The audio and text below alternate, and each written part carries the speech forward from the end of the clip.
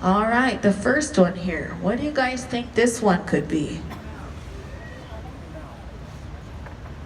I'm going to be teaching you the Lakota word for these. There's no Lakota word for Mickey Mouse, okay? What else do you guys think?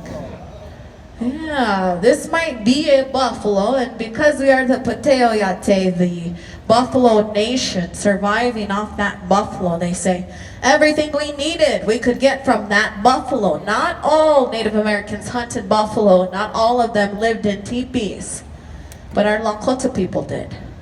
For this word in Lakota is tatanka. Can you guys say tatanka? Tatanka. All right, again, tatanka. Tatanka. And what does that mean? Buffalo. Buffalo. What about this next one?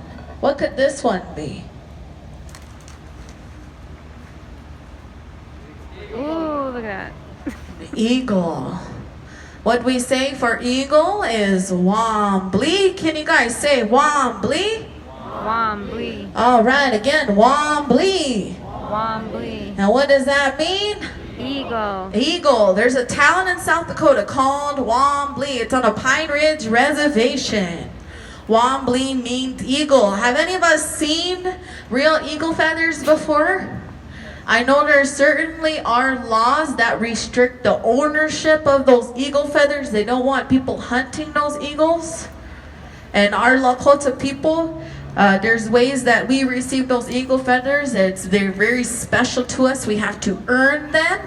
A lot of times within our Lakota people, you're given that for doing a good deed for the people or for doing a brave thing for the people. When you see those headdresses of the chiefs on the heads, and they go sometimes reaching the ground filled with feathers, we look to that and it means something. All those eagle feathers were earned.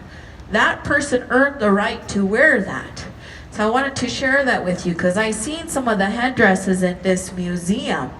When we see that as Lakotas, we know, hey, what that person would have done, what brave leader, what a good person that must have been. But Wombly is eagle in Lakota, all right? I'm gonna go ahead and do two more animals here. This next one represents the grace and the beauty of the young ladies. What kind of creature you think this one could be? Butterfly. A butterfly. You might even see the design of this butterfly on the regalia of those young ladies.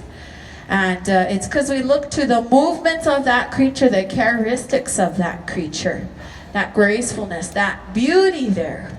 And did you notice I used this word regalia? Can you guys say regalia?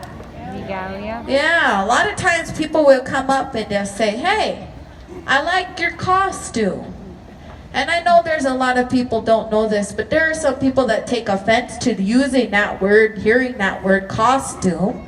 Because it reminds us of Halloween, it reminds us of fictional characters.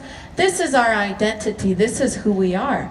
So a lot of times we don't like that word costume. But if you use a word like regalia, you say, hey, I like your regalia, then that person will think, wow, this person knows what they're talking about. They're using that word regalia instead. So I wanted to share that with you. Regalia. All right, what goes into these regalias? Many months to even sometimes years people work on those regalia.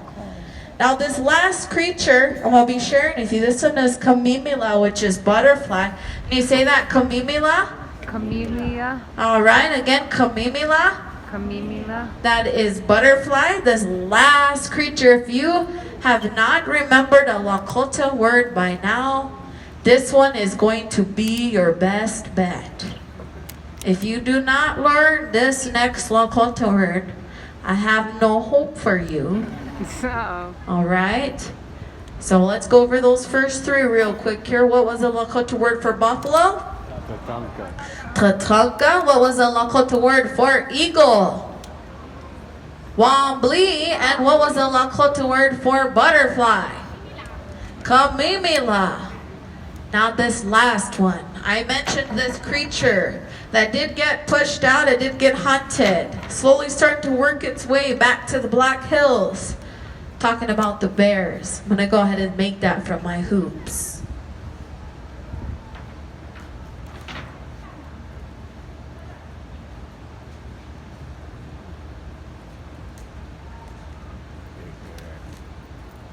Now what I want you to do, to remember the word for bear, take a look down at your foot.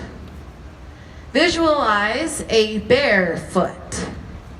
Point down at your big toe and say, my toe. My toe. And there you go. That's great. That is the Lakota word for bear is my toe. My Right. toe. Say that again, my toe. My toe. All right, that means bear. Now, if you don't remember that one, then maybe Lakota language wasn't meant for you. All right, but I just wanted to share some Lakota words with you. The culture is based off that language. It's important that we continue that on. Only about 3% of our Lakota people speak that Lakota language fluently.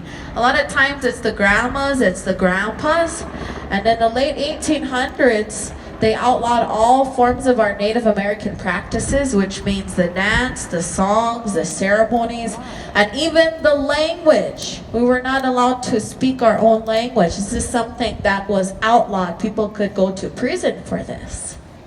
So a lot of times, a lot of people don't speak that Lakota language because that fear is still there. So I have one grandma left in my family. She's deaf. So she hasn't heard that Lakota language since she was little, so she doesn't remember much of that.